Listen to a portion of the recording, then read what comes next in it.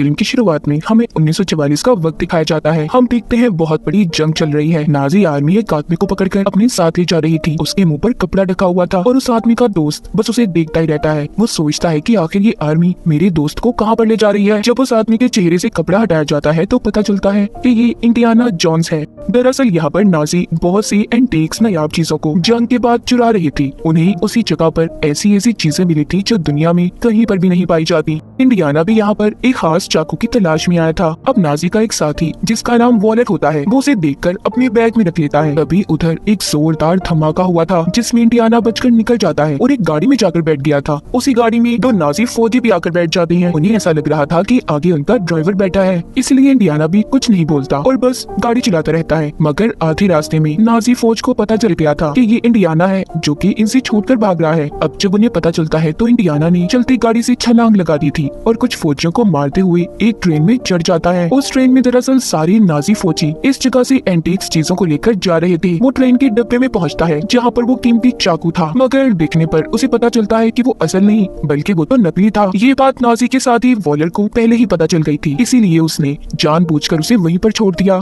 Waller के हाथ में तो यहाँ पर बहुत ही कीमती मशीन लगी जो कि एक साइंटिस्ट ने बनाई थी, जिस वजह से वो टाइम ट्रेवल भी कर सकते थे। अब इन सब चीजों को वॉलर के पास इंडियाना का दोस्त भी देखता है जिसको इन्होंने पकड़ा हुआ था। उधर इंडियाना को बहुत ही एंटीक कीमती चीजें मिली थी। फिर वो वहाँ से एक दूसरे डब्बे में आकर बैठ जाता है ताकि कोई नाजी फौजी उसे पहचान ना पाए। इंडियाना उधर ही अपने दोस्त को भी देखता है जो कि कुर्सी से बंधा हुआ था। वो उसे छुड़वाकर अपने साथ ले जाता है। आगे वाले डब्बे में इंडियाना को वॉलर मिलता है जिसके पास डिवाइस थी। वो उसको मुक्का मार के वो डिवाइस ले लेता है जिससे टाइम ट्रेवल भी हो सकता था। फिर वो दोनों इस ट्रेन के ऊपर भागते हैं क्योंकि ट्रेन के अंदर उन्हें पकड़ा जा सकता था, मगर नाजी उन्हें हर हाल में पकड़ना चाहते थे, इसलिए वो उस ट्रेन के आगे बॉम्ब ब्लास्ट कर देते हैं। जब इंडियाना ये देखता है तो अपने दोस्त को लेकर नहर में कूद गया था, इसलिए दोनों बच गए थे। अब इन्हें पता चलता है कि ट्रेन के ऊपर बॉम्ब नाजियों ने नहीं छोड़ा था, असल में ये काम अमेरिकन का था। अब वो टाइम ट्रेवल डिवाइस भी उनके कब्जे में थी, यानी कि वो डिवाइस इंडियाना को मिल ही नहीं पाई। अब कहानी आती है 1969 में। इंडियाना जोन्स अब बड़े हो गए थे। हमें उनका कॉलेज दिखाया जाता है जहाँ पर वो प्रोफेसर थे जो हिस्ट्री की चीजों के बारे में बताते थे। वो अपने सभी स्टूडेंट से एक सवाल पूछते हैं, सभी स्टूडेंट उनके सवाल का गलत जवाब देते हैं। यहीं पर हेलेना नाम की एक लड़की थी जो इंडियाना के सभी सवालों के सही जवाब देती है, जिसे सुनकर वो बहुत खुश हुए थे। वो यहाँ पर सबको एक साइंटिस्ट का नाम बताते हैं। वो कहती है कि वो बहुत सी चीजें बना चुके हैं जैसे कि हथियार और बहुत सी डिवाइसेस वगैरह जिनसे टाइम ट्रेवल भी हो सकता है। खैर इंडियाना अब कॉलेज से निकल जाते हैं। उनके पीछे हेलेना भी थी और साथ ही हेलेना के पीछे एक CIA एजेंट।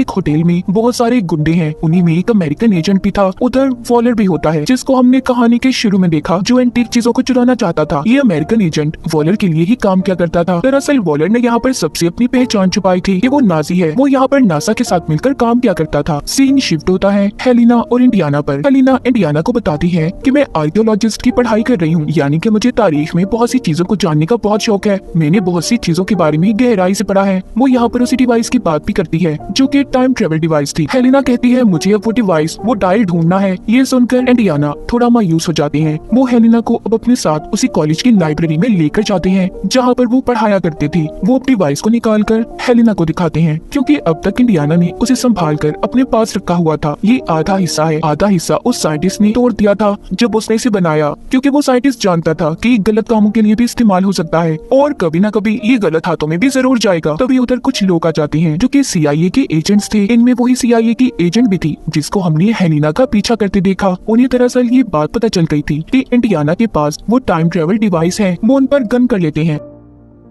तभी यहाँ से हेलेना वो डिवाइस लेकर भाग गई थी। इंडियाना को पकड़कर एक वैन में डाल दिया जाता है और उनसे पूछते हैं कि बताओ वो डिवाइस कहाँ पर है। तभी आगे जाकर उनकी वैन रुक जाती है। आगे बहुत रश था क्योंकि आज के दिन नील आर्मस्ट्रांग चांद पर पहला कदम रखने वाले थे, इसलिए उनकी वैन को रोक दिया जाता है। अब ये सभी इंडियाना को लेकर पैदल जाने का फैसला करते हैं, लेकिन इंडियाना उन्हें चकमा देकर यहाँ से भाग गए थे। वो यहाँ से घोड़े पर चढ़ते हैं और फिर आगे ट्रेन में बैठकर यहाँ से निकल गए थे। आगे जाकर उनकी मुलाकात अपने दोस्त से होती है क्योंकि वो अपने दोस्त के पास आ गई थी। उनके दोस्त बताते हैं कि हेलेना चोर है, वो एंटीक्स नायाब चीजों को चुराकर मार्केट में बेचती है और बहुत वक्त उसने जेल में भी गुजारा है। सारी बातें सुनकर इंडियाना कहते हैं कि मुझे उसे ढूंढना होगा क्योंकि उसके पास कीमती डायल डिवाइस है। अब इंडियाना के दोस्त उनका सारा बंदोबस्त करते हैं। उन्होंने उनके नकली पासपोर्ट भी बनवा लिए थे। इंडियाना के दोस्त उन्हें उनकी कैब देते हैं जो कि बहुत पुरानी थी। वो बताते हैं कि तुम्हारे साथ किया गया हर एडवेंचर मुझे याद है। अगले दिन इंडियाना जब उसे ढूंढते हुए एक होटल में पहुंचते हैं तो हेलेना उस डायल की नीलामी कर रही थी। वो जब उसे रोकने के लिए आगे बढ़ते हैं तो उधर ही हेलिना का एक असिस्टेंट उन्हें रोक लेता है, जो कि उसका दोस्त भी था। वो हाथ झटकते हुए आगे बढ़ते हैं। वहीं पर इंडियाना वॉलर को भी देखते हैं। उन्होंने उसे पहचान लिया था कि वो नाजी है, क्योंकि उन्हें सब कुछ याद था। वो उसे देखकर बोलते हैं, हेलिना तुम इस स्टाइल की नीलामी नहीं कर सकती। तभी यहाँ पर लड़ाई हो जाती है। उस डिवाइस के सभी पीछे थे। आखिर में वो डिवाइस अब हेलिना के हाथ में आती है। वो उसे अपने असिस्टेंट की तरफ फेंकती है। तभी उसके हाथ से वॉलर उस डिवाइस को छीन कर ले जाता है। हेलिना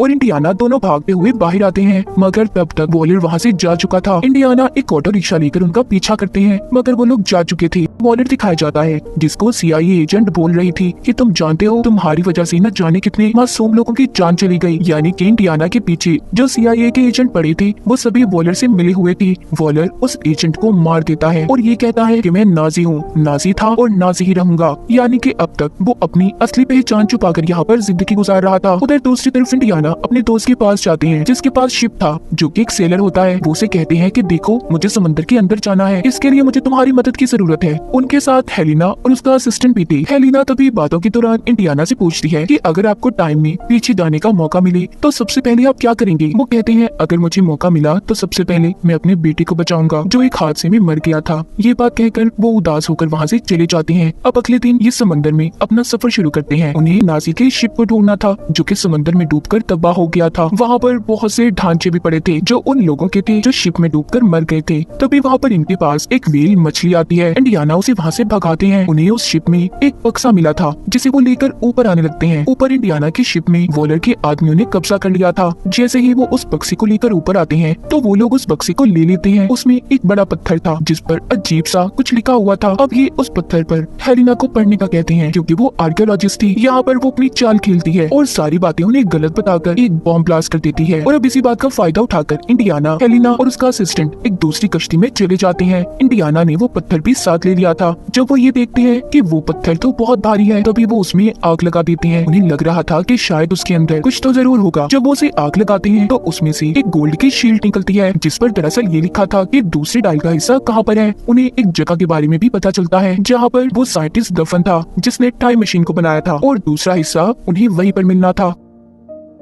अब ये तीनों उसी जगह पर निकल जाते हैं, जहाँ पर पहुँचते ही हेलियाना का असिस्टेंट अगवा हो गया था। इंडियाना को उसकी फिक्र हो रही थी। वो उन लोगों का पीछा भी करने की कोशिश करते हैं, मगर नहीं पकड़ पाती। जाते हुए हेलिना इंडियाना को बताती है कि मेरा असिस्टेंट बहुत चालाक है, आप उसकी फिक्र नहीं करें, वो जानता है कि उसे मुसीबत से कैसे निकलना है। अब जब ये दोनों गार में पहुँचते हैं तो उधर पहले ही वॉलर के आदमी मौजूद थे। उस गार में जहरीली गैस छोड़ी गई थी। इंडियाना थोड़ा आगे बढ़ते हैं। उन्हें जो गोल्ड की शील्ड मिली थी उस पर आगे जाने का रास्ता लिखा हुआ था। अब आगे चलते हुए इन्हें गार में एक बहती हुई नदी भी मिलती है, जिसको ये लोग पुल से पार करते हैं। इनके पीछे पीछे वॉलर के आदमी भी थे। आगे जाकर इंडियाना और हेलिना को उस साइंटिस्ट का मकबरा नजर आ जाता है। जब ये उस पत्थर को हटाते हैं तो उधर उसका पूरा कंकाल ढांचा पड़ा था। उधर ही ने उसी डिवाइस का दूसरा हिस्सा भी मिल गया था, जिसे देखकर इंडियाना बहुत खुश थी। हेलिना उधर बनी हुई तस्वीरों को देखती है, जो कि आज के जमाने की थी। वहाँ पर एरोप्लेन और घड़ी की तस्वीरें बनी हुई थी, जिसे देखकर वो काफी हैरान होती है, क्योंकि वो ये सोच रही थी कि उस जमाने में भला इन चीजों के बारे में किसी को कैसे पता होगा। वो उसी साइंटिस्ट के ढांचे पर बंधी हुई घड़ी भी देखती है, जो कि आने वाले जमाने की थी। वो देखकर बोलती है कि ये बात तो काफी हैरान है, जो घड़ी इन्होंने बांधी हुई है ये टेक्नोलॉजी तो अभी तक आई भी नहीं। दरअसल यहाँ पर हेलिना को बात समझ आती है कि साइंटिस्ट वक्त से छेड़छाड़ कर रहे हैं, टाइम ट्रेवल को जानते हैं। तभी इंडियाना भी ये सुनकर कहती है कि ये सारी बातें सच हैं। तभी उधर